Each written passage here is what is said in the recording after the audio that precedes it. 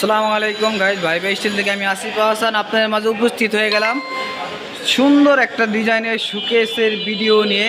তো আপনারা দেখতে পাচ্ছেন এই শোকেসটা কিন্তু উপরে লেভেল আছে, এখানে কিন্তু গ্যাপ আছে, ডাইরেক্ট পাল্লা আছে এখানে ছোট।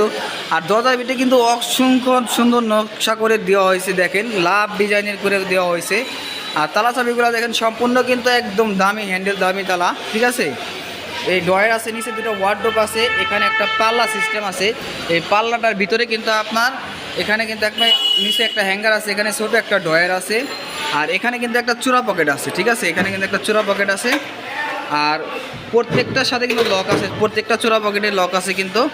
আর এখানে আপনার দেখেন কত সুন্দর নিখুঁত ফিনিশিং করে কাজটা করা হয়েছে, কত সুন্দর নিখুঁত ফিনিশিং করে কাজটা করা হয়েছে। আপনার কাজটা আসলে দেখলে বুঝতে পারবেন সরাসরি।